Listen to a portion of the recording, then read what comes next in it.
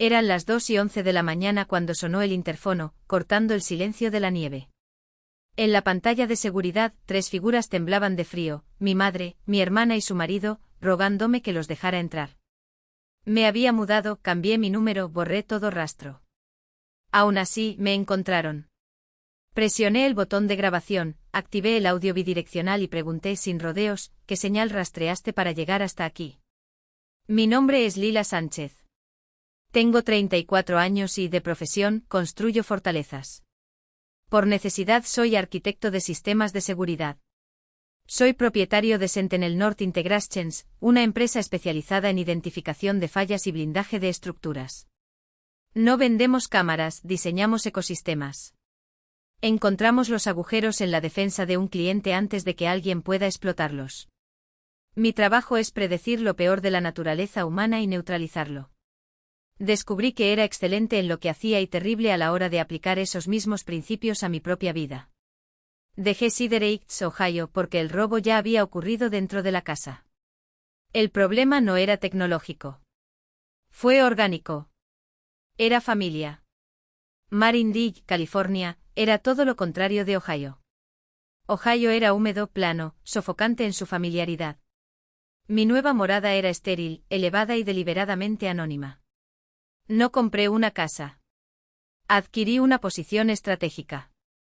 Desde el exterior, el edificio parece sobrio, líneas arquitectónicas limpias, pastos nativos, tonos neutros. Enclavado en una ladera que ofrece una vista privilegiada del terreno. Pero los materiales fueron elegidos con precisión quirúrgica. Los muros tienen una doble estructura, con pilares espaciados cada 60 centímetros, rellenos de un denso aislamiento acústico. Clasificación STC-65. No escucho el viento, ni el vecino ocasional ni la carretera lejana. Lo más importante, nadie desde fuera se entera de lo que sucede aquí. El silencio no es la ausencia de sonido, es una barrera física. El perímetro es mi primera línea de defensa y también es mi especialidad. Mi propia empresa, a nombre de un contratista, instaló el sistema. Cámaras térmicas 4K en los 4 rincones del sitio, sincronizadas con software de análisis. No solo registran el movimiento, cruzan señales de calor y distinguen un ciervo de un intruso. El portón de entrada es una sólida placa de acero pintada imitando la madera, que funciona en circuito cerrado. El acceso solo se concede mediante el reconocimiento de matrículas, vinculado a una lista blanca. Si su vehículo no está registrado, la puerta no se moverá. Punto final. El timbre con vídeo es un modelo personalizado, conectado a mi servidor interno, ningún dato pasa a través de nubes de terceros. Yo controlo cada byte. Pero fue el camino de entrada lo que consumió mi obsesión. Antes de verter el hormigón, enterré sensores sísmicos cada 3 metros a lo largo de todo el camino. Calibrado para diferenciar entre un dron de 50 libras, un automóvil de 2 toneladas o un humano caminando de 80 libras. Conozco el peso, la velocidad y la dirección de todo lo que se acerca. Es un modo digital de dominio. Cambiar fue fácil. Borrar mi existencia, ese fue el verdadero desafío. El día que cerré el control de la casa en Ohio, ejecuté el protocolo. Desactivé mi número principal, que llevaba 15 años usando. Dejé que mi cuenta de correo electrónico personal se saturara de spam antes de eliminarla. Los perfiles en las redes sociales fueron vaciados de fotos, contactos y recuerdos, desactivados y programados para desaparecer para siempre en 30 días. En el sistema digital soy un fantasma. La única línea de comunicación que mantenía era una que ellos no sabían cómo utilizar, un correo de voz ilegal, registrado en la oficina de mi abogado en San Francisco, bajo el nombre de mi empresa. No para tarjetas de cumpleaños o disculpas entre lágrimas. Es solo para avisos legales y documentos corporativos. El silencio que logré fue enorme. Y la única manera de llenarlo era con trabajo. Sentinel North estaba compitiendo por 2 contratos importantes y yo me estaba ahogando en las propuestas. La primera fue una revisión completa de la seguridad en el Hospital Regional St. Jude. Hubo desvíos en las existencias de medicamentos y un terrible fracaso en el control del acceso a la sala de maternidad.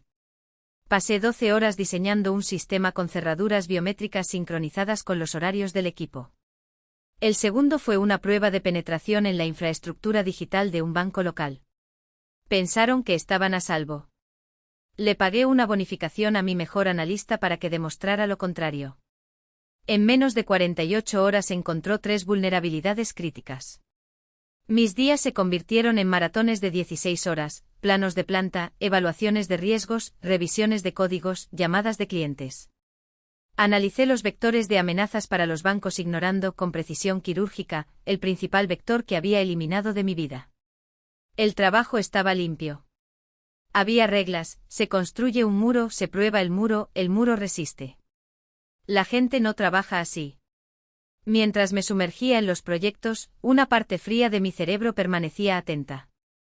Había dejado Siderates, había desaparecido y el silencio de mi familia era absoluto. En la primera semana esperé las llamadas desesperadas a mi antiguo número, los mensajes enojados. Revisé el buzón de los perfiles muertos. Nada.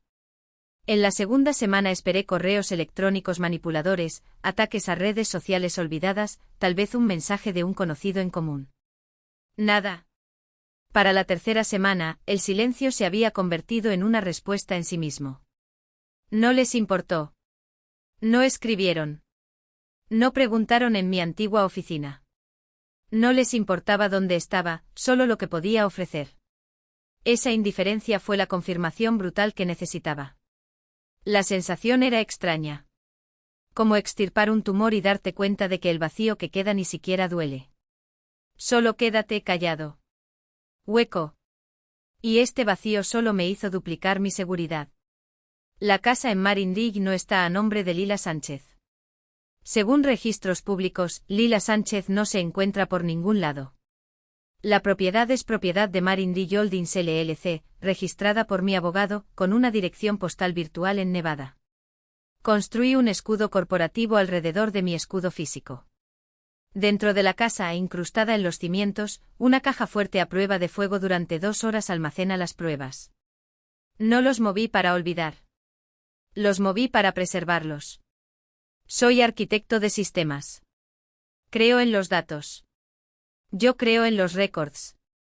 Dentro de esa caja fuerte una pila de discos duros almacena todas las transferencias bancarias que les he hecho, copias escaneadas de cheques, impresiones de mensajes donde las solicitudes de ayuda se convirtieron en demandas.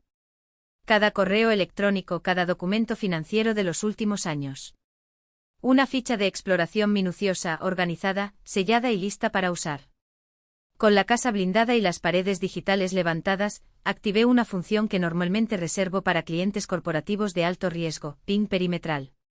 Es un escáner activo independiente de Wi-Fi que detecta y registra direcciones MAC de cualquier dispositivo desconocido, teléfonos inteligentes, llaves de autos modernos, que permanecen durante más de 60 segundos cerca de mi puerta o límite terrestre.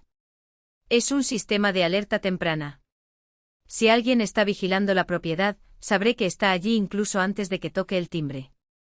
La rutina de mi nueva vida se instaló como un protocolo de seguridad bien ajustado. Hasta medianoche té de manzanilla con miel, una concesión al insomnio crónico. Luego el ritual nocturno, la auditoría de seguridad. Sentado en el puesto de mando, una estación de 3 monitores idéntica a la de Sentinel North, revisé los registros del día. Las cámaras de reconocimiento de matrículas solo registraron mi coche y autorizaron los servicios de entrega. Los escaneos térmicos del perímetro mostraron solo mapaches y, finalmente, un coyote solitario. Y luego el registro de ping del perímetro, siempre vacío, inmaculado, un silencio digital que confirmaba, la fortaleza estaba intacta. Era la 21ª noche desde la mudanza. 3 semanas de paz absoluta e ininterrumpida. Con los ojos pesados por el análisis de los proyectos del hospital, me senté con el té aún caliente y abrí el panel del sistema. Fue entonces cuando mi corazón se detuvo. El registro de ping del perímetro, normalmente una caja blanca inmaculada, brillaba con alertas rojas. Ni uno. No 2. 3. 3 firmas de dispositivos desconocidos, registradas a las 2:07 de la madrugada. No estaban pasando el tráfico. Estaban estacionarios. Estaban en la puerta. La fatiga se evaporó, reemplazada por una helada descarga de adrenalina. La formación se hizo cargo. Ignoré la visión general y me conecté directamente a la cámara principal de la puerta, una óptica 4K con el mejor rendimiento en condiciones de poca luz, porque la lluvia aquí no era como la nieve de Ohio. Fue un aguacero penetrante e implacable que convirtió el mundo en una mancha gris. El filtro de infrarrojos hizo clic, pintándolo todo en brutales tonos de blanco y negro. Y ahí estaban. 3 figuras empapadas, apoyadas contra el frío acero de mi puerta, buscando patético refugio del viento. Aumenté el zoom digital. El software analítico se fijó en sus caras, compensando la lluvia. Mi madre, Lorena. Mi hermana Brielle. Y su marido, Gavin. Parecían escombros. Ropa pegada a la piel, pelo goteando. Brielle se frotó los brazos con el rostro pálido y distorsionado por las lágrimas. Gavin estaba mirando hacia arriba, no a la lente de la cámara, no sabría dónde estaba, sino a la casa. Su rostro era una máscara de calculada desesperación. Mi madre era la que golpeaba el panel del intercomunicador, con la mano borrosa en la oscuridad. El sonido afortunadamente amortiguado por las paredes insonorizadas. Estaban allí, congelándome afuera de mi fortaleza fabricada. Y solo sentí el frío cristal del monitor bajo mis dedos. Esta no fue una reunión familiar. Fue una violación del sistema. Para comprender la infracción, es necesario analizar las vulnerabilidades que se han explotado durante años. Mi familia de origen estaba compuesta por 4 personas. 3 de ellos operaban como una unidad cohesionada y yo era el objetivo. Lorraine, mi madre, era una mujer que creía que su comodidad era una deuda que el mundo tenía con ella. Y sus hijos eran los recaudadores designados. Mi padre Arthur era un buen hombre del mismo modo que lo es un mueble viejo y resistente, digno de confianza, presente y completamente pasivo. Propietarios de un pequeño snack bar que siempre olía a pan recién hecho y vinagre, trabajaba desde las 4 de la mañana hasta las 7 de la noche. Su cansancio fue el fondo de pantalla de mi infancia y lo dejó ciego. Confié en Lorena. Yo idolatraba a Brielle. Estaba orgulloso de mí, pero de una manera distante, como si yo fuera una ecuación compleja que admiraba sin siquiera intentar resolverla. Luego estaba Brielle, 2 años menor. Había perfeccionado el arte de la incompetencia estratégica. Ella era la creativa, la sensible, términos que en el diccionario de mi familia significaban exención de empleos, presupuestos o consecuencias. Y luego Gavin Pierce, su marido. Un ejecutivo de finanzas con el barniz pulido de un depredador corporativo y la ética de un chacal. No se casó con Brielle. Él lo adquirió. Verlo como una puerta de entrada a una familia con un activo percibido. Ese activo era yo. El patrón se estableció temprano. Lila trabaja con la tecnología. A la empresa de Lila le está yendo muy bien. Lila es rica. Lila puede cubrir. Todo empezó poco a poco, una factura de teléfono por aquí, una reparación de coche por allá. Pero como todos los fallos incontrolados del sistema, se intensificó. Cuando vendí mi primera patente de seguridad, las solicitudes se convirtieron en expectativas. Y expectativas, derechos. Tengo todas las transacciones registradas. En los últimos 24 meses, el sangrado ha sido de $62.300. Fueron $9.000 para un techo nuevo en su casa, una casa en la que nunca había vivido. $6.400 para el aire acondicionado central, porque, según Lorraine, los veranos son insoportables. $12.000 para la cirugía dental de emergencia de Brielle, que resultó ser un juego completo de carillas cosméticas. Le prestó $5.000 a Gavin para una oportunidad de inversión que no se puede perder, dinero que se evaporó. Y el crucero por el Caribe todo incluido para los 4. Unas últimas vacaciones de la familia real antes de que las piernas de tu padre empeoren. Casi $30.000. He pagado. Porque era más fácil que la pelea, las culpas, las acusaciones de que estaba olvidando de dónde vengo. ¿La ironía? Su absoluto desprecio por el origen del dinero. Mi trabajo en Sentinel North era un pasatiempo. Es lindo que tengas tu compañía fotográfica, cariño, decía mi mamá durante la cena, dándome palmaditas en la mano. Pero todo esto, ¿por qué? No es una carrera real, ¿verdad? No es como la de Gavin. El mismo Gavin que en ese momento exacto probablemente estaba calculando el interés del dinero que me acababa de extorsionar. El sistema no simplemente falló. Fue saboteado activamente. La primera grieta que ignoré, la que debería haberme hecho actuar de inmediato, apareció en el porche trasero de su casa. Era un domingo. Había ido a reparar el enrutador, mi función de soporte técnico familiar no era negociable. Mientras pensaban que había reiniciado el módem dentro de la casa, yo estaba afuera revisando el cableado externo. Fue entonces cuando escuché a Lorraine y Brielle a través de la puerta mosquitera, voces bajas y conspiradoras. Está proyectando una bonificación enorme para el último trimestre, susurró Brielle. Gavin dice que si podemos conseguir que ella cubra el pago final del coche, estaremos a salvo. Se está poniendo difícil, respondió Lorraine, como si facturar fuera una mala palabra. Sigue pidiendo pruebas, talones. Dice que el estrés de su padre ha vuelto a empeorar, dijo Brielle, aburrida. Esto siempre funciona. Solo necesitamos ese último pago y luego el plan de Gavin se encarga del resto. ¿Departamento? ¿Ocuparte del resto? Me quedé callado. Terminé de arreglar el enrutador y me fui. No pregunté por el pago del coche. Recién comencé a observar. El segundo crack fue Gavin. Tenía la costumbre de arrinconarme en los rincones de la casa, como una araña. Siempre cuando mi padre estaba en la cafetería y mi madre estaba descansando. Una tarde se apoyó en la encimera de la cocina, revolviendo una bebida con una sonrisa ejecutiva vacía. Necesitamos hablar de los bienes de tu madre, Lila. Como familia. Mi madre está bien, Gavin. No se trata de su salud. Se trata de eficiencia. Él sonrió, esa sonrisa cortés y hueca. Optimización fiscal. Estás incluido en el testamento y eso es problemático. Tu nivel de ingresos, si pasa algo, la herencia será aplastada por los impuestos. Necesitamos. Primer abogado corporativo, un experto en fraude financiero que ya me había salvado de un contrato predatorio años antes. Su voz seca y profesional, cortó el aire como una espada. Dime exactamente qué tienes, Lila. Sin emoción. Solo hechos. Y entregué. Los registros de IP. Las firmas falsificadas. Los correos electrónicos entre Brielle y Gavin, tan descuidados en su arrogancia que ni siquiera se molestaron en cubrir las huellas. El GoFundMe sigue activo, sangrando simpatía de desconocidos a cambio de una enfermedad que no existía. La solicitud de Locke, firmada con mi identidad robada, lista para succionar el precario saldo de la casa donde mi padre todavía cortaba pan a las 4 de la mañana. Esto no es familia, dijo después de un calculado silencio. Esta es una unión. Tenía razón. No fueron errores. Estos no fueron malentendidos.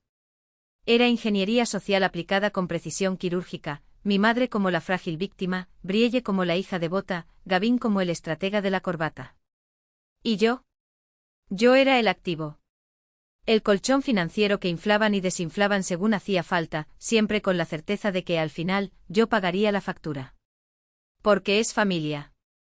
Porque no dejarás a tus padres en la calle. Porque nos ayudamos unos a otros. Pero olvidaron una cosa. Ya no era la hija que firmaba documentos sin leerlos. Yo fui la mujer que diseñó sistemas para detectar intrusiones en corporaciones Fortune 500. Y si había algo que yo sabía hacer mejor que ellos, era cazar fraudes. Mi abogado describió el plan en 3 fases. 1. Contención. Congela todo. Mis cuentas. Sus activos que todavía podía tocar. El GoFundMe fue retirado en 48 horas con un aviso anónimo a la plataforma, acompañado de evidencia de que Lorraine Sánchez había sido vista, sana, en el bingo de la iglesia 3 días antes. 2. Aislamiento. Quita mi nombre de todo. La escritura de la casa. Las cuentas conjuntas que mi madre había insistido en abrir por si acaso. El testamento que, gracias a una cláusula de revocación automática por fraude, ahora era tan útil como el papel higiénico. 3. Contraataque. Y aquí es donde las cosas se pusieron interesantes. Gavin subestimó lo bien que conocía los sistemas que utilizaba. El mismo banco donde había intentado abrir el OC. Tenía un protocolo de seguridad que yo mismo había auditado 2 años antes, durante una consulta para un cliente. Sabía exactamente dónde se almacenaban los registros de acceso. Sabía cómo solicitar una auditoría interna sin generar alertas. Y lo más importante, sabía que el gerente de cumplimiento de ese banco era un excompañero de la universidad que me debía un favor. Al cabo de 7 días, Gavin Pierce recibió una carta del departamento jurídico del banco. Preliminarmente, según el documento, hubo inconsistencias materiales en la solicitud de préstamo. Temporalmente el análisis fue suspendido. De forma permanente su nombre estaba ahora en una lista de vigilancia interna por posible fraude documental. Brielle se enteró cuando intentó usar la tarjeta de crédito que mi madre le había prestado, la misma que, casualmente, yo había reportado perdida 3 días antes. ¿El límite? Congelado. ¿La investigación? Abierto. ¿Y mi madre? Lorena Sánchez recibió al día siguiente un ramo de flores, acompañado de una tarjeta con un sencillo mensaje. Felicitaciones por su milagrosa recuperación. La próxima vez que necesite dinero, intente conseguir un trabajo. No firmé. No lo necesitaba. No lo sabían todavía, pero para ellos la guerra ya estaba perdida. Porque mientras ellos jugaban con las emociones, la culpa, la lealtad, el miedo a ser el villano de la historia, yo jugué con algo mucho más poderoso. Evidencia. Arturo palideció. No de la manera dramática que pretendía Lorraine en los hospitales, sino en ese blanco grisáceo que solo llega cuando el suelo desaparece bajo tus pies. Le temblaron los dedos cuando cogió el documento como si el papel fuera a quemarse. La pluma del auditor se cernía sobre la firma falsificada, su firma, distorsionada en píxeles, trasplantada de alguna forma antigua que ya no recordaba. Eso no es posible, murmuró, pero su voz se apagó. No fue una negación. Era el sonido de un hombre viendo cómo su mundo se desmoronaba en cámara lenta. La señora Ashbridge no mostró piedad. Los profesionales nunca lo tienen. La IP de origen de la solicitud coincide con la oficina del señor Gavin Mercer, dijo, deslizando los registros de acceso por la mesa. La firma digital se tomó de un documento médico de 2021 archivado en el Hospital Cedar Heights. La fecha de carga coincide con el tiempo que el señor Mercer estuvo en el sistema bancario. Y aquí, tocó un gráfico, están las transferencias posteriores, $20.000 a una cuenta a nombre de Brielle Sánchez, $30.000 a Lorraine Sánchez, y el resto, una pausa estratégica, se detuvo en un holding offshore registrado en las Islas Caimán. El mismo paraíso fiscal donde Gavin invierte el dinero de sus clientes. Arturo tragó. Sus ojos se movieron entre el auditor y yo buscando una salida, una explicación, cualquier cosa que no fuera la verdad. Pero la verdad estaba ahí en blanco y negro con sellos y metadatos y la fría eficiencia de un sistema que no mentía. Ellos no harían eso, intentó. Con mi casa no. Ya lo hicieron, respondí. Y lo iban a volver a hacer. A menos que dejes de firmar cheques en blanco con tu silencio. El golpe final no fue la evidencia. Eso es lo que dije después. Sabes que el taller está en el contrato como garantía, ¿no? Pregunté en voz baja. Si incumplen, el banco se queda con todo. Incluyendo las herramientas que te dejó tu padre. Los que juraste no vender nunca. Se desplomó. No lloró. Los hombres como Artur no lloran. Simplemente se marchitan. Sus hombros se hundieron, sus manos se cerraron en puños sobre la mesa y por primera vez en décadas, me miró no como la hija con problemas, sino como la única persona en la habitación que todavía tenía un plan. ¿Qué debo hacer?, preguntó, y la pregunta no estaba dirigida a mí. Era por el vacío, por el hombre que creía ser, por el padre que no había podido proteger a su propia familia. La señora Ashbridge deslizó un documento sobre la mesa. Una declaración jurada en blanco con espacios para firma, fecha y verdad. Usted corrige el registro, dijo. O perderlo todo. Artur cogió el bolígrafo. No fue el perdón. No fue una absolución. Fue una estrategia. Porque cuando estás en una guerra, incluso las víctimas tienen que elegir un bando. Y yo ya había elegido el mío. Salvavidas financiero. Eso no fue una prueba. Fue una frase. 30 días de silencio no son un periodo de espera, son una ejecución.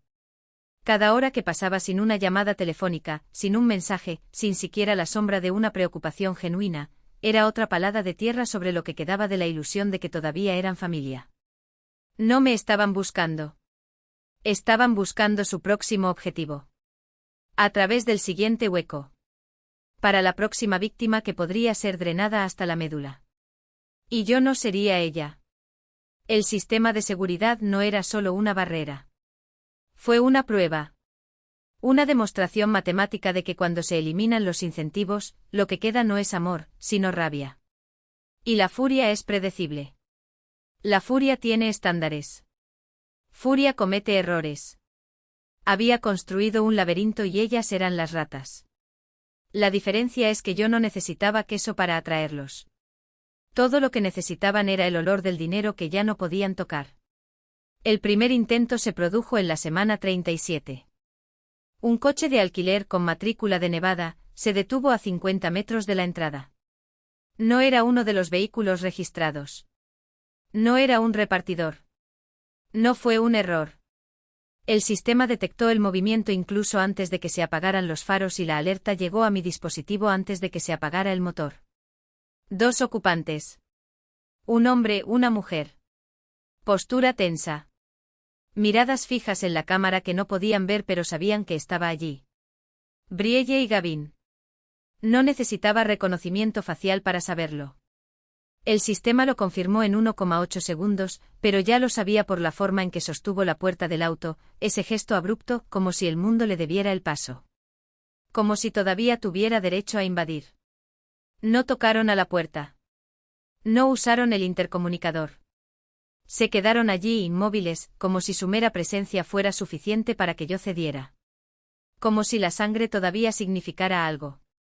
El sistema registró todo. Cada respiro. Cada murmullo ahogado que los micrófonos direccionales captaron a pesar del viento. No se abre. ¿Has visto las cámaras? La voz de Brielle aguda, casi un silbido. Ella sabe que estamos aquí. Gavin no respondió. Simplemente miró hacia arriba, como si pudiera sentir el peso de la lente térmica siguiendo el calor de su cuerpo. Permanecieron 17 minutos. Luego el coche dio marcha atrás, los faros atravesaron la oscuridad como cuchillos y desapareció carretera abajo. El sistema continuó grabando durante 1 hora más por si acaso. No hubo prisa. Tenía todo el tiempo del mundo. Porque volverían. Siempre regresan. Y cuando regresaran, no sería con preguntas. Sería con herramientas. Con mentiras. Con la desesperada y patética convicción de que, de alguna manera, todavía podrían doblegarme. Pero ya me había convertido en algo mucho más fuerte de lo que jamás podrían imaginar. La alerta en mi dispositivo no era una advertencia. Fue una invitación. Y estaba dispuesto a aceptarlo. Debió haber sentido el suelo temblar bajo sus pies de mentiroso. Porque Gavin no era un estratega, era un depredador. Y los depredadores solo entienden un lenguaje, el de la fuerza superior.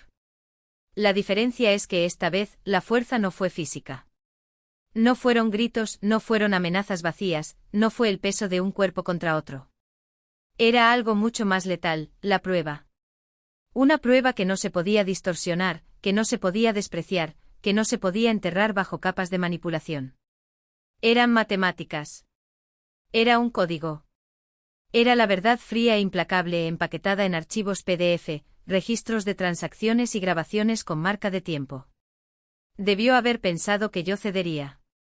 Que, como siempre, la culpa me duplicaría. Que el peso del «¿y si me equivoco?» me haría retroceder, como un animal herido que regresa a su guarida. Pero él no lo entendió, ya había quemado este agujero hasta los cimientos. No hubo más «y sí». Solo había hechos. Y Gavin, el pobre Gavin, nunca supo cómo lidiar con los hechos. Su siguiente movimiento fue tan predecible como un reloj roto, siempre a la misma hora, siempre equivocado. Esta vez llegó en forma de correo electrónico, enviado desde una dirección desechable, con un asunto que intentaba parecer urgente: necesitamos hablar. Se trata de mamá. El cuerpo del mensaje era una obra maestra de manipulación amateur. No sé lo que crees que sabes, pero te están diciendo mentiras. Mamá está peor. Los médicos dicen que es cuestión de semanas. ¿Realmente vas a dejar que esto suceda? ¿Vas a dejar que tu orgullo mate a tu propia madre? ¿La firma? Con amor, Brielle. Con amor. Como si el amor fuera lo que nos uniera. Como si el amor fuera lo que alguna vez entendieron. No respondí. No hice clic en ningún enlace. No dejé que el correo electrónico ni siquiera cargara imágenes remotas porque, por supuesto, ya sabía que cada píxel de ese texto podía ser una baliza web, un rastreador, un intento patético de confirmar que el mensaje había sido abierto.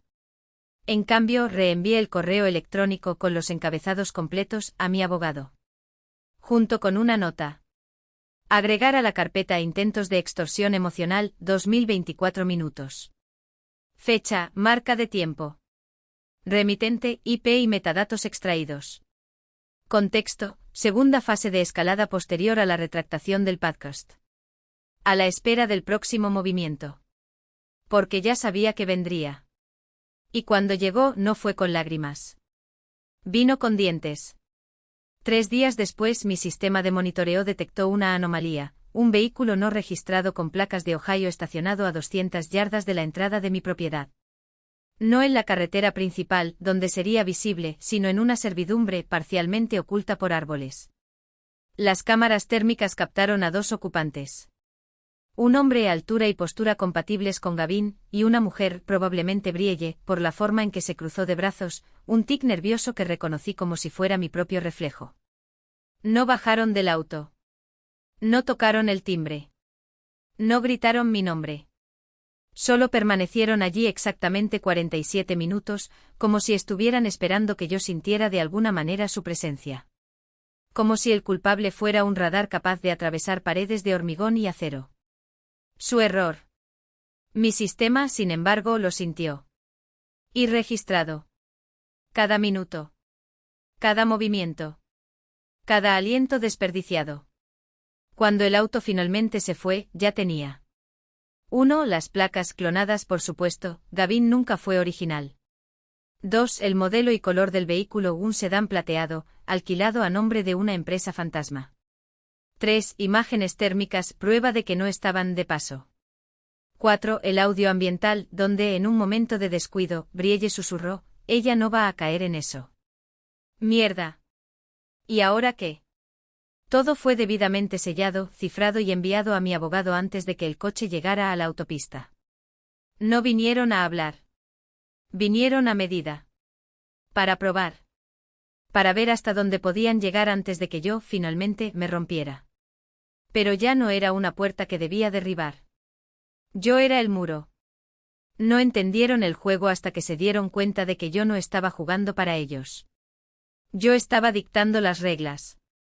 El primer intento de contraataque se produjo por correo electrónico, directamente desde su cuenta personal, la que él creía que yo nunca controlaba. Asunto, necesitamos resolver esto. El tono, una representación repugnante de falsedad corporativa, como si estuviéramos en una reunión de junta directiva en lugar de en un campo minado de su propia creación. Lila empezó con ese aire de condescendencia que solo pueden mostrar quienes se creen intocables. Todo esto ha ido demasiado lejos. El podcast, los abogados, es una mala imagen para todos. Estás dando mucha importancia a un simple malentendido familiar. Sé que estás herido, pero no es así como se resuelven las cosas. Estamos dispuestos a perdonarte por esta agresión. Si detienes este proceso, podemos hablar sobre cómo restaurar tu buen nombre en la comunidad. Es hora de que volvamos a ser una familia. Restaura mi buen nombre. Perdóname. Como si todavía tuviera el poder de conceder la absolución. Como si la narrativa no se hubiera vuelto en su contra hace semanas. No respondí. Carous respondió por mí. Una sola frase, seca como una espada. Señor Pierce, mi cliente dirige su atención al informe almohadilla 45889B del Departamento de Policía de Sidereit sobre la falsificación criminal de su firma en una solicitud de préstamo de $150,000. Cualquier contacto adicional debe dirigirse a esta oficina. La línea no estaba trazada en la arena. Estaba incrustado en acero y cemento. Y las repercusiones empezaron a resonar, como una onda expansiva desde Ohio. Mi madre, aterrorizada por el fracaso de la campaña de desprestigio y las implicaciones legales de la carta de Carus, probó mi antiguo número, el que había estado muerto durante meses. Observé los registros mientras llegaban las llamadas, una tras otra. 9 veces en una sola noche. Los dejé caer todos en el portal de voz desconectado, archivando los audios sin siquiera escucharlos. No fueron excusas. Eran exigencias disfrazadas de histeria: deshaz lo que hiciste. Basta. Lo estás arruinando todo. No fueron peticiones de perdón. Eran órdenes de quienes todavía pensaban que tenían el control. Hasta que en medio del caos apareció un mensaje en el teléfono desechable que le había regalado a mi padre, el único dispositivo cuyo número solo conocía una persona. Creo en ti, decía el texto. Lo que están diciendo sobre el podcast, sobre la iglesia, es malo. Creo en ti. Mantente a salvo. Por primera vez en su vida adulta, había elegido un bando. Y no era de ellos. Ya no era su escudo. Las consecuencias ya no son solo sociales. Ahora eran sistémicos. Mi informe de fraude y congelación de crédito activó una alerta automática. La empresa de gestión patrimonial de Gavin, la que se jactaba de una ética y un cumplimiento impecables, recibió un aviso de la oficina de crédito, una consulta no autorizada a mi historial, realizada desde una de sus terminales. Se abrió una investigación interna. Harris recibió una carta formal del Departamento de Cumplimiento solicitando mi versión de los hechos. Gavin estaba siendo investigado por sus propios empleadores. El efecto dominó fue inmediato. Con Gavin bajo sospecha, su bonificación del cuarto trimestre, con la que Brielle ya contaba para pagar el pago global del coche, quedó congelada. Cancelado. Era el dinero que planeaban utilizar para llenar el hoyo que habían cavado. El dinero de GoFundMe, robado con una historia inventada, estaba siendo recuperado por la plataforma, dejando su cuenta en números rojos. ¿Qué pasa con el préstamo de $150.000 obtenido con mi firma falsificada? Muerto en la playa. Las publicaciones performativas de Brielle en las redes sociales se detuvieron repentinamente. No fueron reemplazadas por excusas o justificaciones. Fueron reemplazados por un nuevo silencio. El silencio del pánico real. Lorraine enfrentó su propio juicio. La comunidad que había cultivado durante años, ese círculo eclesiástico que manipulaba con tanta habilidad, se convirtió en GoFundMe. Lo había visto despedido por fraude. Escuché la retractación en el podcast. La narrativa había cambiado. Los susurros ya no se referían a la hija ingrata, al frío ingeniero que había abandonado a su familia. Ahora se trataba de Lorraine. La matriarca enferma que nunca estuvo enferma. Sobre Gavin. El experto en finanzas que de repente tuvo problemas en el trabajo. Sobre Brielle, que había recaudado miles con una mentira. Mi estrategia era no atacar. Simplemente fue dejar de absorber. Y el espejo que sostenía ante ellos reflejaba una verdad que ni siquiera ellos mismos podían ignorar. La presión en Ohio estaba llegando a un punto de ruptura. Sabía que estaban desesperados. Sabía que habían perdido la batalla local. Lo que no sabía era hasta dónde llegarían para encontrarme. Hasta la noche 21. Era casi medianoche cuando el monitor a mi izquierda, silencioso durante 3 semanas, parpadea una alerta. Un vehículo no matriculado. Moviéndose lentamente. Demasiado. Pasó la entrada de mi propiedad sin disminuir la velocidad. No fue entrega. No era un vecino. Mis dedos se deslizaron sobre la consola.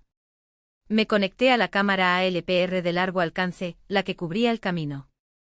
Un sedán oscuro. Pasó mi puerta, redujo la velocidad y giró en 200 metros más adelante. Regresando para un segundo pase. La IA estrelló el tablero. Matrícula de Ohio. El sistema comparó el número con la base de datos de amenazas. Correspondencia. El auto era de alquiler. Pero el contrato de arrendamiento estaba a nombre de Gavin. No sentí que se me helaba la sangre. No sentí que mi pulso se acelerara. Mi entrenamiento acaba de hacerse cargo. Estaban aquí. Habían encontrado la propiedad LLC. Estaban mapeando mi fortaleza. Presioné grabar en todas las cámaras externas. Seguí al vehículo mientras completaba el segundo paso y desaparecía colina abajo. Pero sabía que volverían. Porque habían perdido el dinero. La reputación. El mando. Y la gente desesperada no sigue las reglas. Siguen estándares. Y conocía su patrón, escalar. Mi fuerza ya no es un ejercicio teórico. El perímetro había sido traspasado. La amenaza ya no era digital. Era física. Y estaba al otro lado de la puerta. El sistema que habían construido en Ohio era una red compleja de dependencias, frágil y unida por un único componente crítico. Yo. Mi dinero. Mi silencio. Mi voluntad de absorber el daño. Cuando eliminé este componente, el sistema no simplemente falló. Se desplomó en cascada. Y lo vi todo desde 2000 millas de distancia. No con emoción, sino con la precisión clínica de un ingeniero observando una prueba de esfuerzo. La primera pieza de dominó fue el mercado, una presión externa que nunca anticiparon. La Reserva Federal subió las tasas de interés. Para Gavin y Brielle, que habían financiado su estilo de vida con una serie de hipotecas de tasa ajustable y pagos globales, fue un evento de extinción. El pago principal de la hipoteca no aumentó simplemente. Duplicado. Una hipoxia financiera que le cortó el oxígeno de golpe. La segunda ficha de dominó fue la carrera de Gavin. La investigación interna, iniciada por el informe del cheque no autorizado sobre mi crédito, el mismo que utilizó para intentar falsificar el préstamo, ya lo había puesto en terreno inestable. Su departamento de cumplimiento lo estaba observando de cerca. La gente desesperada comete errores. Y él, distraído por el colapso de GoFundMe y la implosión de la hipoteca, cometió uno fatal. Una asignación equivocada en una operación importante. Una pérdida de 6 cifras para un cliente. No fue simplemente suspendido. Fue despedido. La empresa, deseosa de librarse del riesgo, no lo dudó. La empresa no solo lo despidió, lo hizo con una causa justificada, una mancha permanente en su historial. Sus tarjetas corporativas fueron canceladas en el acto. El bono con el que Brielle había soñado durante años, el que ya había gastado en sus fantasías de rescate, se evaporó como humo. Y así, el genio de las finanzas se quedó sin finanzas. La tercera pieza de dominó en caer fue Lorraine. GoFundMe no solo se cerró, sino que se analizó minuciosamente. La plataforma, presionada por la carta de Carouset y enfrentada a su propia exposición legal, inició una recuperación total. Los $19.000 recaudados fueron devueltos a los donantes. Pero el dinero que ya habían gastado. Ahora era una deuda. Su comunidad eclesiástica, la que Lorraine había utilizado como terreno fértil para su actuación de víctima, no solo la cuestionó, la expulsó. La mujer que había construido su identidad en el altar de la caridad era ahora una paria social. El engaño de la enfermedad, la mentira calculada, tenía fecha de caducidad. Y supe con la precisión de un reloj suizo que ese plazo había pasado. Luego, en el punto álgido del pánico, llegó un nuevo correo electrónico a mi antigua cuenta muerta, la que mantenía vigilada como si fuera una trampa para errores. El remitente, Brielle. Asunto, por favor. Lila, sé que está ahí. Sé que tuvimos un desacuerdo, pero esto es serio. El banco cometió un error con la hipoteca. La empresa de Gavin está en reestructuración. Solo necesitamos un préstamo temporal. 7.500, solo para pasar el mes, por favor. Mami llora todos los días. Desacuerdo. Reestructuración. Error hipotecario. Las mentiras brotaron como un reflejo condicionado, patético por su previsibilidad. No respondí. Archivé el correo electrónico. Lo arrastré a la carpeta Evidencia Financiera, donde cada línea se convertiría en munición. El cuarto dominó fue la casa. Sin los ingresos de Gavin, sin el fondo GoFundMe, sin la capacidad de pagar la hipoteca que nunca debieron haber asumido, el incumplimiento fue instantáneo.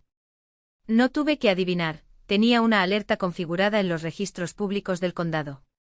Se ha presentado la litispendencia, el primer paso legal de la ejecución hipotecaria. Días después el aviso de incumplimiento fue clavado en la puerta principal, una declaración pública de incumplimiento a la vista de todo el vecindario. La quinta y última pieza de dominó fue la implosión interna. Lorraine, sin dinero ni estatus, no tenía a dónde ir. Su nombre también figuraba en la hipoteca. Ella era tan culpable como ellos. Soy tan vagabundo como ellos. Obligada a mudarse a la habitación de invitados de Brielle y Gavin, se convirtió en otro cuerpo más en el mismo desastre.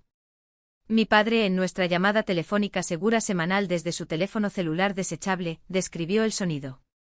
Es horrible, Lila, dijo en voz baja. Todavía vivía en la casa vieja, pero escuché gritos en la casa de al lado. No se detienen. Lorraine y Brielle se acusan entre sí, culpan a Gavin y luego todos empiezan a culparte a ti. ¿Estás a salvo, papá? La única pregunta que importaba. Sí. La tienda está bien. Mi contraofensiva había funcionado. Mientras su casa se hundía en una ejecución hipotecaria, Arthur Sandwich Shop, ahora resguardada en un fideicomiso administrado por mi contable, floreció. Había separado sus finanzas de las de Lorraine, como habíamos planeado. Era el grupo de control. Su estabilidad, el contraste más cruel con su toxicidad. Estaban atrapados. Crédito destruido. Ingresos cero. Reputación hecha jirones.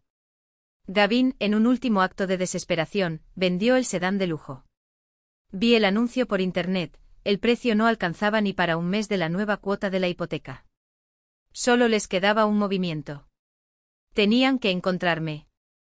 Brielle lo intentó primero utilizando el método analógico. Recibí una avalancha de correos electrónicos de viejos amigos de la secundaria. Oye, Lila, tu hermana me llamó. Parece mala. Está desesperada por encontrarte. ¿Has cambiado tu número? Respondí a cada uno con un mensaje cortés y firme, gracias por su preocupación.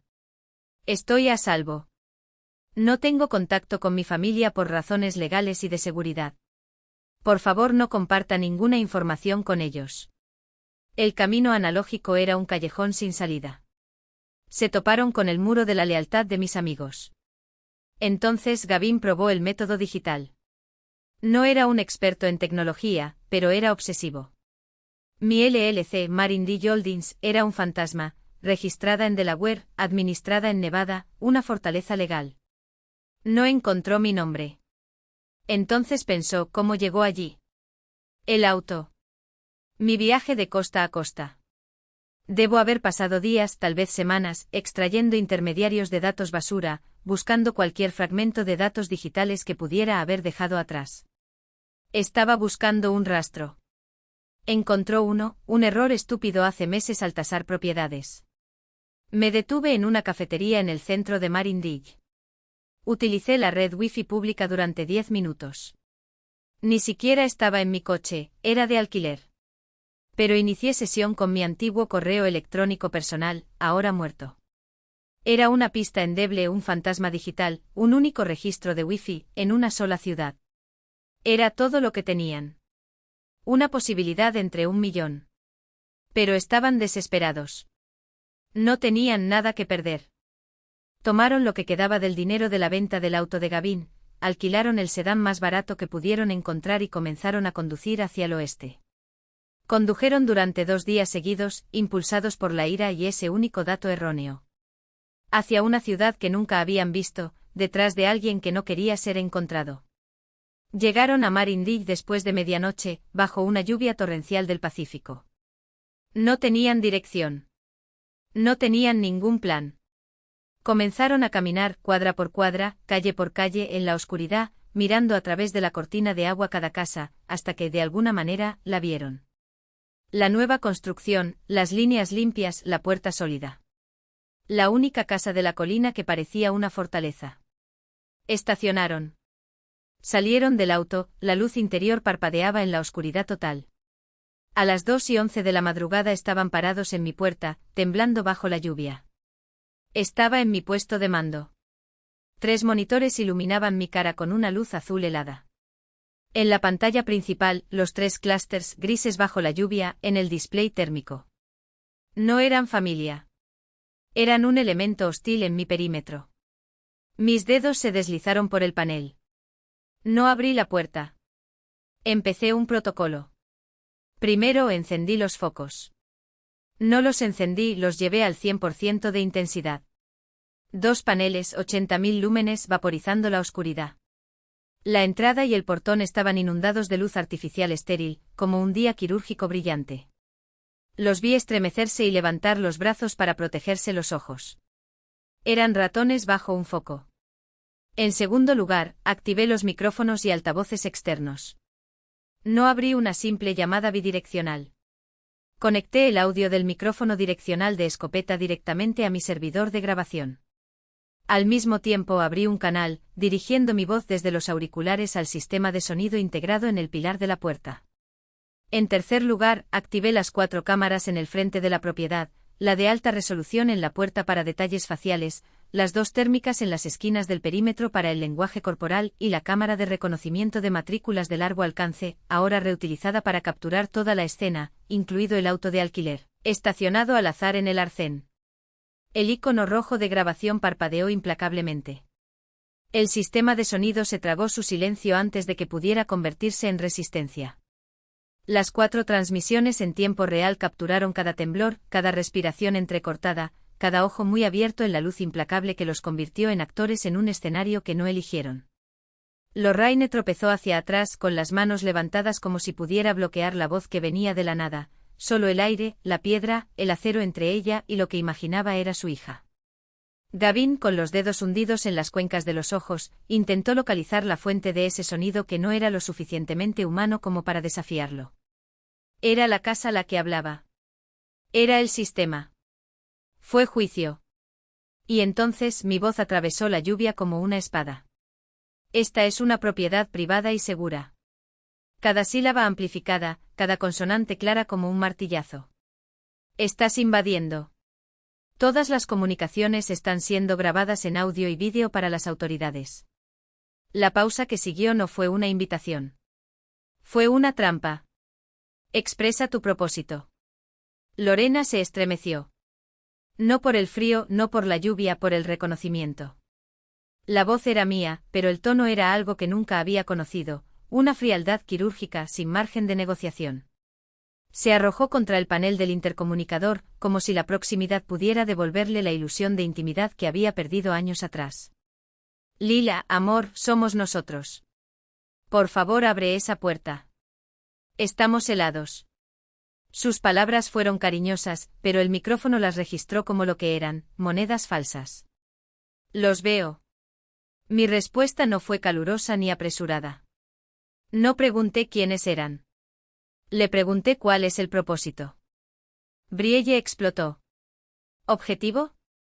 El grito se quebró como el cristal, agudo e incontrolado, y la histeria se desbordó sobre la farsa de preocupación. ¿Qué clase de pregunta es esa? ¿Dónde está tu familia? Estamos muriendo aquí. No te estás muriendo. La corrección fue inmediata, impasible. Están mojados. Recorrieron 3.200 kilómetros. No lo hicieron sin gol. Una pausa calculada. Empecemos por ahí. Dinero. El silencio que cayó no fue vacío. Era el sonido de 3 personas al darse cuenta por primera vez de que el guión había cambiado. Lorraine tartamudeó, sus dedos arañando el metal de la puerta. No, cariño, solo queremos hablar. Solo queremos verte. Estábamos tan preocupados. Preocupado. La palabra salió como un veredicto. Tan preocupados que organizaron una campaña pública de desprestigio en un podcast. Tan preocupados que simularon una enfermedad neurológica para recaudar fondos. Tan preocupados que falsificaron mi firma en un préstamo. Los focos revelaron cada músculo tenso, cada respiración acelerada. Incluso los caballos, antes inquietos, parecían contener la respiración. Intentemos de nuevo. Mi voz era hielo derritiéndose en sábanas. Quiero la verdad. Utilice sus nombres reales. Habla claramente para la grabación. La orden no fue una petición. Era la última oportunidad antes del abismo. ¿Quién firmó mi nombre en la solicitud de préstamo de $150,000? Gavin, hasta entonces un espectro silencioso, dio un paso adelante. Intentó recuperar el tono del hombre que negociaba millones en oficinas con aire acondicionado. Lila, este no es el momento ni el lugar. Estamos mojados, agotados. Déjanos entrar y discutiremos esto como adultos racionales. Este es el momento exacto. El rechazo fue un cuchillo girando en la herida. Y este es el único lugar donde estás en mi propiedad. La puerta de acero entre nosotros no era ninguna barrera. Era un espejo. Respuesta. ¿Quién falsificó mi firma? Fue un malentendido. Brielle se arrojó contra el intercomunicador, con los dedos aplastados contra la rejilla como si pudiera forzar una brecha en la lógica que la aplastaba. Gavin solo estaba tratando de ayudar. Estábamos protegiendo activos para todos. No entiendes de finanzas. Lo entiendo perfectamente. El corte fue limpio. Tengo entendido que ustedes tres, Lorraine, Brielle y Gavin, conspiraron para cometer robo de identidad. Los datos aparecieron como balas, tengo el informe policial. Caso No 4-5889B. Departamento de Policía de Cedar Heights. Tengo los registros de IP de la terminal de Gavin en su oficina. Consultado a las 11:47 del 9 de octubre. Tengo el análisis forense de la firma digital trasplantada. Una ruptura letal. Lo entiendo todo. El rostro de Gavin decayó. No fue una sorpresa. Fue el reconocimiento del hombre que sabe, en el mismo momento en que se cierra la trampa, que no hay salida. Retrocedió como si le hubieran disparado. Porque en ese momento comprendió, no era una discusión. Era un tribunal. Y ya estaba condenado. La lluvia se convirtió en sollozos, esos sollozos desgarradores y performativos que siempre habían sido su arma definitiva. Lorraine se arrastró hasta la puerta con las manos extendidas en señal de súplica. Lila, por favor. Míranos. No puedes dejar a tu madre enferma aquí. Solo una noche. Te lo ruego. Como tu madre. Están invadiendo propiedad privada. Mi voz no tembló. No había lugar para las emociones en el código. Según la sección 602 del Código Penal de California, le ordeno que desaloje las instalaciones. Si se niegan, serán expulsados por la fuerza. ¿Llamarías a la policía por tu propia madre? El grito de Lorraine ya no era de dolor. Era pura furia, la máscara del sufrimiento desmoronándose hasta convertirse en cenizas. Ya presenté una denuncia policial contra mi familia. La respuesta fue una lápida. Por fraude calificado. La entrada ilegal es solo un detalle adicional. Dejo que el silencio haga su trabajo. Dejo que los 80.000 lúmenes quemen tus retinas, que la lluvia te pegue el pelo al cráneo, que el peso de la verdad te aplaste las costillas. No había más cartas para jugar. Hasta que extendí uno. Último. Irrechazable. Esta conversación ha terminado. La sentencia fue una guillotina. Pero te daré una oportunidad. Sus ojos se abrieron, ansiosos, desesperados. Todo este evento está siendo grabado. Cada palabra. Cada imagen. El dedo sobre el botón de llamada era una amenaza tangible. Si quieren que considere abrir esta puerta, confesarán. Uno por uno. Nombre completo. Lo que hicieron. Sin excusas. Sin justificaciones. El ultimátum surgió afilado como una navaja. O llamo ahora mismo a la patrulla de seguridad del condominio. Se miraron el uno al otro. Gavin, el estratega, calculó los riesgos, confesar fraude grabado versus ser arrestado por allanamiento mientras enfrenta cargos criminales. Fue el primero en romperse. Mi nombre es Gavin Pierce. La voz ya no era la del ejecutivo. Fue un susurro ronco con la mirada fija en el suelo, incapaz de enfrentar la lente que lo grabó para la eternidad. Yo accedí al archivo. El poder notarial. Lo usé para garantizar el préstamo. Falsificaste mi firma. La corrección fue un latigazo. Sí. La admisión salió como un gemido. Pero era por la familia. Estábamos bajo presión. Irrelevante. El corte fue definitivo. Próximo. Brielle. Estaba temblando, pero no por el frío. De odio. Mi nombre es Brielle Pierce. Dientes apretados, palabras lanzadas como cuchillos. Sí, creego fundme. ¿Es eso lo que quieres oír? Hice. Mi madre estaba enferma. Estaba estresado. Necesitábamos ayuda. Nos abandonaste. Fingiste un trastorno neurológico. La acusación fue un cuchillo en el pecho. Usó una foto de hace 5 años para recaudar $19.000 con mentiras. La orden fue seca. Decir. Yo exageré. El grito era el de un animal herido. Usé una foto antigua. Necesitábamos el dinero. Siempre tuviste tanto. Y luego me quedé. ¿Y ella? Lorraine, mi madre, permaneció en silencio.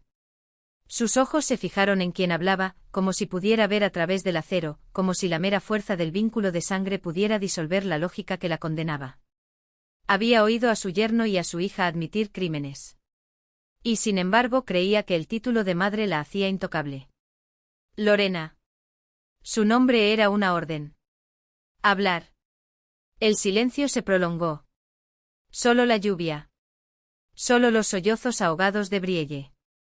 Hasta que finalmente surgió su voz, espesa y entrecortada. Te necesito. No fue te amo. No fue lo siento. Era la esencia destilada de todo lo que alguna vez fuimos. La confesión final. La verdad desnuda. Dejé que sus palabras hicieran eco.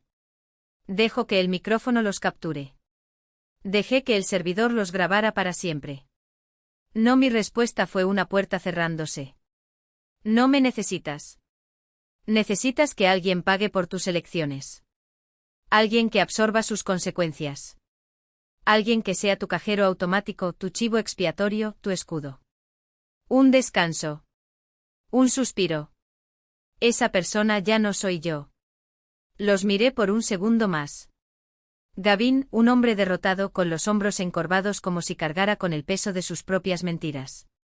Brielle desplomada sobre el cemento húmedo, una niña con rabietas que finalmente se había dado cuenta de que el mundo no se doblegaría ante sus gritos. ¿Y Lorena? Mi mamá.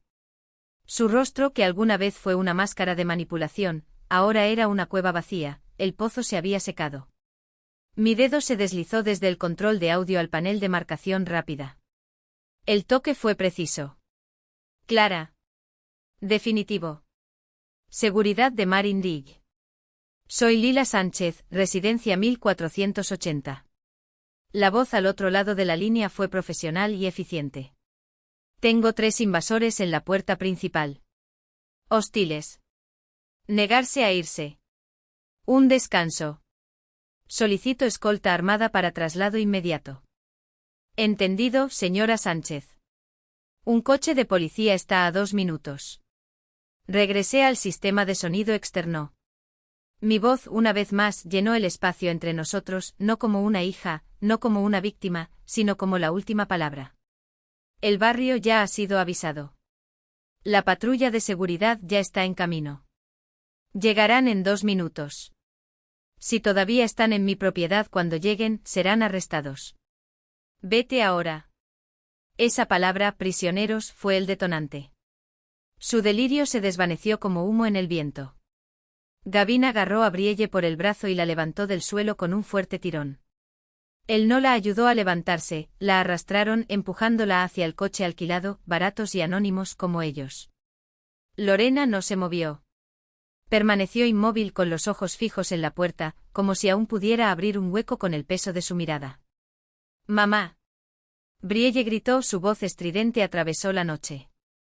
«Mamá, vámonos». Gavin se apresuró a regresar y su prisa convirtió sus palabras en órdenes breves y urgentes. «Le reinsar mi polter. Lerance, muévete». Ella no está mintiendo. Y entonces finalmente Lorraine cedió. No por convicción, sino porque el instinto de supervivencia es más fuerte que el orgullo. Entraron en el sedán como ratas en una trampa y las puertas se cerraron violentamente. El motor rugió, los neumáticos chirriaron contra el asfalto mojado, dejando marcas negras en el camino de entrada que yo mismo había pagado para pavimentarlo. Desaparecieron en la oscuridad, tragados por la noche, justo cuando la patrulla blanca de Marindille doblaba la esquina al final de la colina, con sus luces amarillas parpadeando como una advertencia tardía. Los vi irse. No con alivio, sino con la precisión de quien confirma la ejecución de un protocolo.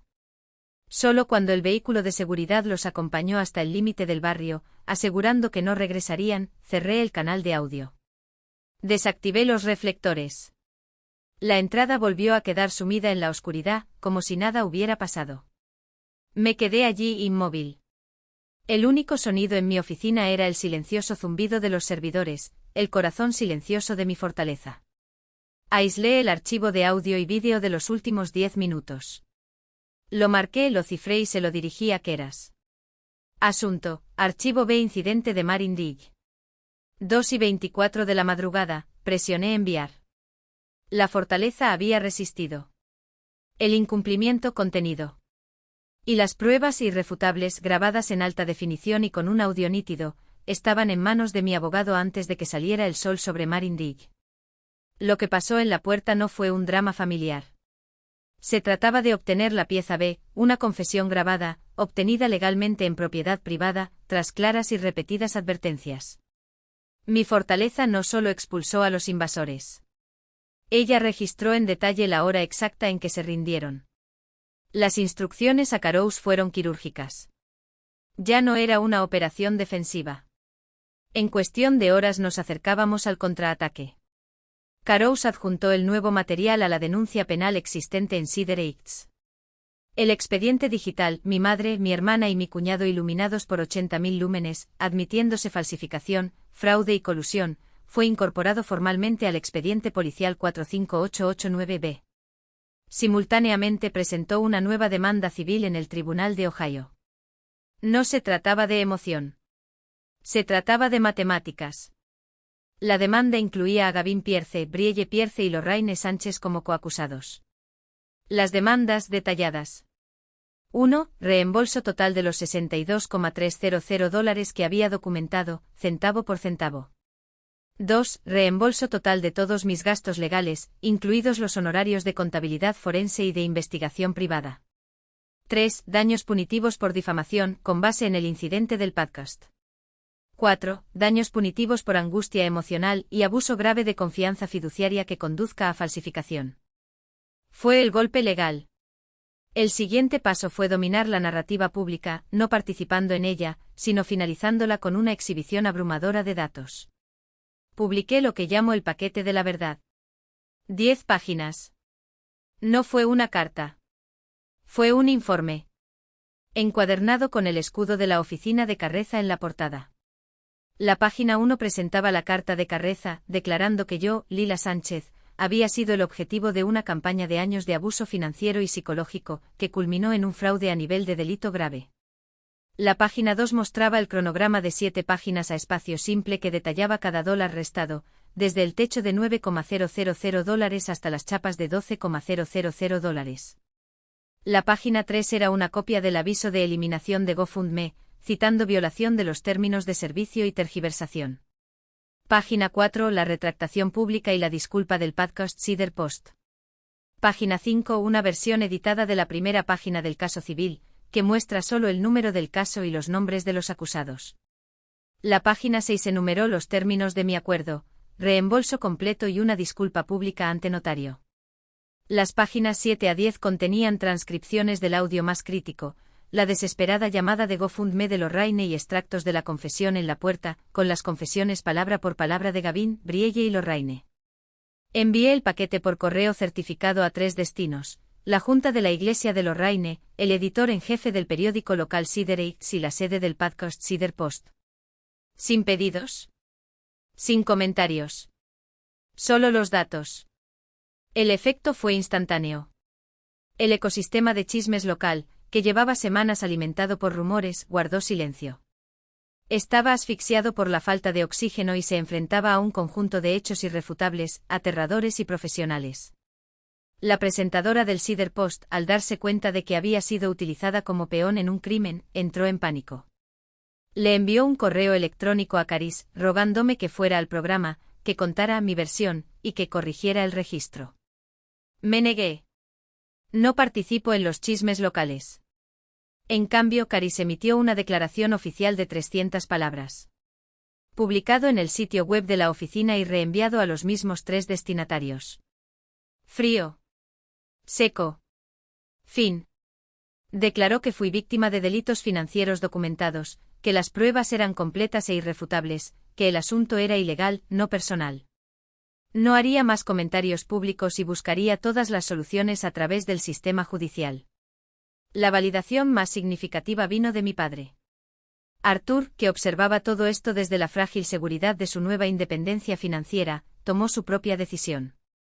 Publicó una foto en la página del nuevo negocio, él junto a los hornos, sosteniendo un gran cartel de reapertura.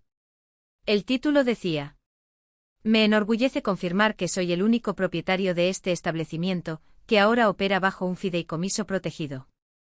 Mis finanzas están, y seguirán estando, completamente separadas de las de mi esposa, Lorraine. Apoyo a mi hija, Lila Sánchez, al 100%. Gracias por apoyar este negocio local. Fue una declaración pública de lealtad. Había elegido su bando. Para Lorraine, esa fue la ruptura social final. Con pruebas del incidente en la puerta, Carouse obtuvo la orden de alejamiento sin esfuerzo. El tribunal otorgó una orden judicial temporal que prohibía a Gavin, Brielle y Lorraine acercarse a menos de 500 pies de mi propiedad, de mí o de mis vehículos hasta la audiencia final. Ahora, estaban legalmente prohibidos en mi calle. Los parásitos, separados de su huésped y expuestos a la luz, comenzaron a ceder, uno por uno. Brielle fue la primera.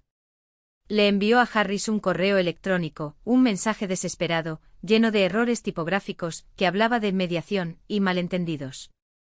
Harris respondió con mis términos, sin cambios, un plan de pago estipulado para su parte de los $62,300, más los $19,000 de GoFundMe, y una carta formal de disculpa notariada confesando sus acciones, que se adjuntará a la demanda civil. No habría mediación. Solo había una opción: rendirse. Gavin intentó una maniobra barata. Contrató a un abogado local de segunda categoría e intentó negociar. Su carrera ya estaba destruida, el despido por causa justa era irreversible, pero lo que lo aterrorizó fue el golpe final, una queja formal de mi parte ante la Junta Reguladora, que revocaría sus licencias para siempre, asegurando que nunca volvería a trabajar en el sector financiero. Su abogado le ofreció un trato. Aceptaría una indemnización civil, liquidando su pensión privada. Brielle. Un nombre que por un instante hizo que el corazón de Arthur se detuviera. Pero no fue un mensaje de odio ni una petición desesperada. Era una foto. La pantalla iluminó la imagen de un sobreoficial, dirigido a ella, con el sello del tribunal de Sidereitz en rojo brillante. En el reverso, la firma de un juez. Orden de pago inmediato. La cantidad, $9.500, la mitad de lo que debía, la primera cuota del acuerdo judicial que a Lorraine se le había ordenado pagar. Al lado, un breve mensaje escrito con dedos temblorosos. Él lo hizo. Siempre supiste que podía hacerlo. No hubo excusas. No hubo lamentos. Solo el reconocimiento tardío de que por primera vez en su vida, Brielle estaba mirando hacia el abismo que ella misma había cavado y comprendiendo que no había salida. Mientras tanto, en San Francisco, observaba cómo se firmaban los documentos finales. El cheque del fondo de inversión ha sido depositado. El contrato de arrendamiento sellado. Su abogado, un hombre con un reloj que costaba más que el salario anual de Gavin, intentó una última sonrisa profesional. Tu padre debe estar muy orgulloso. No respondí. Orgullo no era la palabra. Era algo más profundo, más silencioso. Era la sensación de un sistema finalmente estabilizado después de años de ataques maliciosos. Arthur recibió la llave del nuevo espacio esa misma semana. Un local 2 veces más grande que el original, con una cocina industrial de acero inoxidable, escaparates iluminados y una fachada de ladrillo visto que homenajeaba al antiguo edificio. Pasó horas tocando las superficies, como si necesitara confirmar que no era un sueño. Cuando me llamó para agradecerme, se le quebró la voz. Pensaron que era débil. Que no vi nada. Podría haber dicho que siempre fue fuerte. Que su debilidad lo estaba subestimando. Pero no fue necesario. Él ya lo sabía. La noticia se extendió como la pólvora en Sidereitz. Los sándwiches de Arthur salvados por un desarrollador millonario titular de Cider-Gesed, con una foto de mi padre, con delantal, estrechando la mano de un ejecutivo de traje. Los comentarios en línea fueron una mezcla de admiración y vergüenza. ¿Quién hubiera pensado que la chica fría de la familia sería quien los salvaría? Ellos escribieron. Debe haber heredado el cerebro de su abuelo. Otros fueron más contundentes, el karma es una perra, Lorraine. Gavin no dijo nada. No había nada más que decir. Su último correo electrónico enviado desde una dirección desechable fue una línea seca, ganaste. No fue una rendición. Fue un obituario. Su carrera en finanzas estaba oficialmente muerta. Los registros públicos mostraban que se había mudado a un pequeño apartamento en Columbus y trabajaba como consultor independiente para empresas que no verificaban las referencias. Brielle, a su vez, desapareció de las redes sociales. Su perfil de LinkedIn, alguna vez lleno de fotos en cócteles de networking, ahora mostraba solo su educación básica y un trabajo en una tienda minorista. La humillación era su nuevo currículum. Lorraine cumplió su libertad condicional en silencio. La gente de la ciudad la evitaba en los pasillos de los supermercados. Se había convertido en un fantasma de su propio pasado, la mujer que intentó engañar a la hija equivocada. En cuanto a mí, volví a mi ritual matutino, café negro, el sonido de las olas rompiendo en Mar Indig y la pantalla de mi monitor mostrando los registros de seguridad de la propiedad. Los volardos hidráulicos permanecieron bajados, invisibles. No había más amenazas que contener. Pero el sistema seguía activo. Porque había aprendido una lección que ningún título de ingeniería podría enseñar: las personas son la vulnerabilidad más impredecible de cualquier estructura. Y nunca volvería a dejar mi perímetro sin vigilancia. Esa tarde, mientras el sol se ponía sobre el Pacífico, recibí una última notificación. No era un correo electrónico ni un mensaje legal. Fue una alerta del sistema de seguridad de la nueva unidad de Arthur Sandwiches. Alguien había dejado un sobrecerrado en la puerta trasera. Las cámaras mostraron una silueta familiar, una mujer de cabello gris, mirando hacia atrás antes de desaparecer en la noche. Dentro del sobre, un cheque. Firmado por Lorena. El monto correspondía a la segunda cuota de la deuda. Y escrito a mano en el reverso con letra temblorosa. Para mi hija. La única que sabía leer entre líneas. La trampa perfecta. Y habían caído sobre ella como moscas. Pero el verdadero refugio nunca estuvo allí. Conduje hacia el este por caminos sinuosos que serpenteaban entre colinas cubiertas de niebla, hasta donde la civilización comenzó a desmoronarse en matorrales y silencio. El GPS no registró este camino. Ningún satélite cartografió con precisión esta ruta. Era el tipo de lugar que solo existía para aquellos que ya sabían dónde buscar. La segunda fortaleza no tenía nombre. No había ninguna señal. No hubo registro en ninguna oficina de registro, ni LLC, ni rastro digital que pudiera seguirse. Era una sombra dentro de una sombra, construida no para ser encontrada sino para desaparecer. La puerta no era de acero. Era un seto, lo suficientemente grueso como para tragarse a un hombre en segundos si intentara abrirse paso a través de él. Las cámaras no eran visibles. Estaban camuflados en ramas, en rocas, en el mismo aire, impulsados por energía geotérmica y transmitiendo datos a través de una red cuántica que ni siquiera la NSA podía rastrear. Los sensores no detectaron movimiento. Detectaron intenciones, variaciones en la presión del aire, cambios en los patrones de calor corporal, el olor a sudor de alguien que no pertenecía allí. Detuve el coche a medio kilómetro de distancia. Bajé. El resto del camino lo hice a pie como siempre. Se calculó cada paso. Cada respiración, medida. Cuando llegué a la puerta, no había cerradura. No había ningún candado. Había un panel biométrico escondido debajo de una roca suelta en el camino. Mi mano izquierda presionó contra la superficie.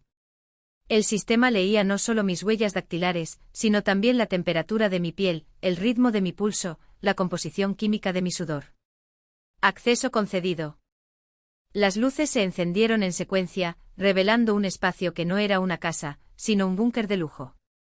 Muro de hormigón armado con fibra de carbono. Ventanas blindadas con cristales capaces de resistir el lanzamiento de una granada. Un sistema de ventilación independiente que recicla el aire durante semanas si es necesario. Y en el centro de todo, la mesa de operaciones, pantallas que muestran transmisiones en vivo de cada cámara, cada sensor, cada punto de acceso de mi imperio de seguridad. Me senté. Abrí la terminal. Era hora de cazar al cazador. Los registros del Honeypot en Marine mostraban que el sedán gris había regresado. Esta vez no se detuvo en casa de los vecinos. Se detuvo en mi acera. Durante exactamente 17 segundos, tiempo suficiente para realizar un escaneo de espectro completo, para mapear cada frecuencia segura, cada brecha en el sistema. Estaban aprendiendo. Adaptación. Pero no sabían que ya los había visto. Escribí un comando. El sistema respondió instantáneamente extrayendo cada cuadro, cada byte de datos, cada patrón de comportamiento de los últimos 3 días. La IA cruzó la información con bases de datos que no deberían existir, registros de alquiler de automóviles, transacciones de tarjetas de crédito fantasmas, patrones de tráfico de dispositivos quemados. Y entonces ahí estaba. Una anomalía. Un patrón de desplazamiento que no pertenecía a ningún perfil conocido. Un auto que siempre aparecía a las 3:17 de la madrugada, cuando cambiaba el turno de la patrulla privada. Un coche que nunca pasaba 2 veces por el mismo lugar, sino que siempre regresaba. Sonreí. Porque ahora tenía un nombre. No es el nombre real. Nadie en este juego usó su nombre real. Pero un código. Un identificador. Una firma digital que una vez descifrada, me llevaría hasta él. ¿Y cuándo lo encontré? Bien. Había una razón por la que había diseñado el sistema de seguridad del Honeypot para que fuera tan ruidoso, tan agresivo y tan atractivo.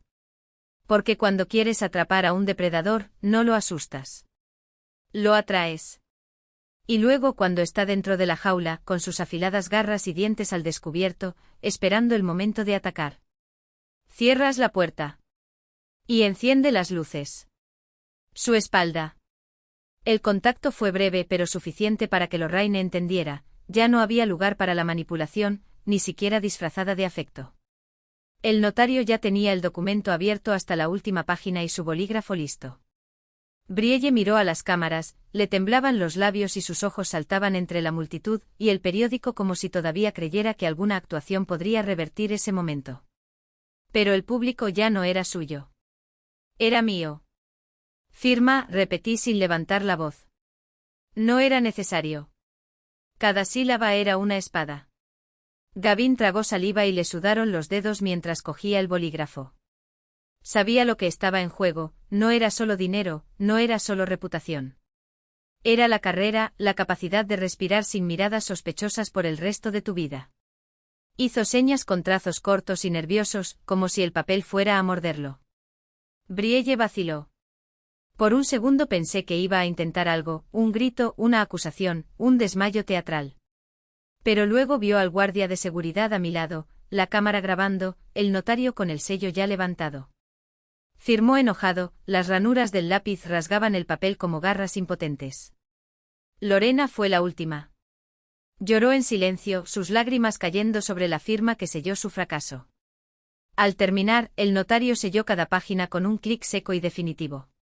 Como cerrar un ataúd. Carus recogió los documentos, los metió en su maletín y se volvió hacia la multitud. La grabación completa, incluidas las confesiones y este acuerdo, se enviará hoy al tribunal, anunció con la calma de un hombre que ha visto rendirse a los demonios. Cualquier violación de los términos dará lugar a una acción penal inmediata. Brielle abrió la boca, pero no salió ninguna palabra. Lo que quedaba del público comenzó a dispersarse, murmurando, algunos mirando hacia atrás como si presenciaran el final de un espectáculo grotesco. Los periodistas, sin embargo, se quedaron con las lámparas encendidas y los micrófonos extendidos hacia mí. No les di nada. En cambio, me volví hacia Gavin, que estaba tratando de recomponerse, ajustándose su corbata barata como si eso pudiera restaurar algo de dignidad. Tiene 72 horas para transferir la primera cuota, dijo, en voz suficientemente baja para que solo él lo oyera. Si le falta un centavo, su nombre estará en la lista de fraude de FINRA antes del desayuno del lunes. Él asintió, pálido. Lorraine extendió la mano una vez más, no para tocar, sino para suplicar. Lila, por favor, somos tu familia. La miré como si estuviera viendo un fantasma, no por miedo, sino por la extrañeza de algo que ya no tenía poder sobre mí. La familia no roba, respondí. La familia no falsifica firmas. La familia no vende a su hija para salvar su propio pellejo. Y luego, sin decir más, le di la espalda. El guardia de seguridad se abrió paso entre los últimos curiosos. Carus ya estaba hablando por teléfono, coordinando la entrega de documentos al tribunal. Subí al auto que nos esperaba, las puertas se cerraron con un sonido ahogado, como el final de una frase. A través de la ventana, vi a Brielle gritar algo con los puños apretados y el rostro contorsionado en una máscara de odio. Pero el cristal estaba insonorizado. Y por primera vez en años, yo también. El próximo vuelo de regreso sale en 2 horas, dijo Carus, entregándome un café caliente. A menos que quieras quedarte y ver cómo se desmantela el circo. Sonreí por primera vez ese día. No fue una sonrisa amable. Ya he visto suficiente. Su imagen todavía parpadeaba en mi retina mientras el avión despegaba, Brielle, con los hombros temblando como si su propio cuerpo la traicionara, los dedos blancos alrededor de su bolígrafo. Ella no firmó ningún papel. Ella firmó el final de sí misma. Gavin, de pie allí, era solo un hombre vacío con los ojos saltando entre la cámara, la multitud y la firma que lo hundiría. No hubo más jugadas. No hubo más tiempo. La luz del sol cayó sobre él como un veredicto implacable, definitivo. Fue entonces cuando la voz cortó el aire, afilada como una espada. Elige, Gavin. Mi padre. De pie junto a la furgoneta de la emisora, con los brazos cruzados sobre la bata blanca de la sandwichería, inmóvil como un juez. No había necesidad de gritar. No había necesidad de amenazar. Era suficiente existir allí intacto, mientras el imperio de Gavin se derrumbaba en cenizas. Los dedos del hombre temblaron. La pluma pesaba más que todas las mentiras que había dicho. Miró el papel. Miró el futuro que nunca tendría. Y finalmente firmó. Carus recogió el documento con la misma frialdad con la que recogería un cadáver. Se lo entregó al notario, cuyos sellos resonaron como martillos en un ataúd. Cada página sellada era un clavo extra.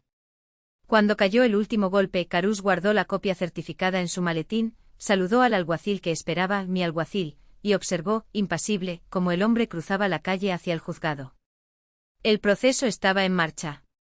No había vuelta atrás. Mi madre era un espectro cuando nuestras miradas se encontraron. El rostro estaba destrozado, las lágrimas se secaron antes de caer, como si el cuerpo mismo ya hubiera dejado de llorar. No había odio en mí. No hubo triunfo. Solo el peso silencioso de una verdad que ella nunca entendería. No te odio, murmuré, solo a ella. Pero el micrófono traicionó mi susurro, amplificándolo como un epitafio. Acabo de dejar de pagar por tu teatro. Adiós, Lorena. No miré atrás. Los hombres de Carus formaron un pasillo hacia el coche y la multitud, antes ávida de sangre, ahora guardó silencio, como si sintiera que el espectáculo había terminado. La puerta se cerró. El motor rugió. Y cuando la ciudad quedó atrás, mi teléfono vibró. Era la notificación que estaba esperando. Una transmisión en vivo directamente desde la cámara que había instalado al otro lado de la calle de la nueva dirección de mi padre. Sándwiches de Artur. Mediodía. La cola serpenteaba por la acera con el cartel abierto todavía brillando al sol, cubierto de postales de la comunidad, felicitaciones, Artur, los mejores sándwiches de la ciudad. Dentro, a través de la ventana, vi a mi padre riéndose con un cliente entregándole un plato con ese gesto amplio y generoso que yo conocía desde niño. Estaba a salvo. Estaba vivo. El sistema que había construido, las cuentas secretas, los abogados de respaldo, la red de seguridad que ni siquiera Carus entendía del todo, estaba funcionando. Nada en ese mundo podría tocarlo ahora. El avión aterrizó en suelo californiano al anochecer. No fui a la casa señuelo en Marindig. Ya no había ningún motivo. Conduje directamente a mi verdadero refugio, el condominio del centro, donde las paredes eran a prueba de balas y los ascensores requerían tomar huellas dactilares. El piso 17 me recibió con el suave chirrido de las cerraduras biométricas, y cuando la puerta se cerró detrás de mí, supe que por primera vez en años, no tendría que mirar por encima del hombro. Mi centro de operaciones era más pequeño que la casa señuelo. Limpiador. Más eficiente. Abrí el panel de control del sistema Marindig y vi los indicadores verdes parpadear obedientemente en la pantalla. Las cámaras grabando. Sensores sísmicos activos. Barreras Bayard armadas, listas para levantarse del suelo como garras de acero al primer signo de intrusión. Cumplirá su propósito. Con un clic, desactivé Sentinel North Dakoi 1. Una a una, las 4 cámaras se fueron apagando. Los audios se cortaron. Los sensores se apagaron. Cuando la pantalla se quedó en negro, supe que la tormenta y todo lo que se había llevado consigo, finalmente estaba fuera de mis paredes. No fue venganza. Fue justicia. Y por primera vez tuvo mi cara.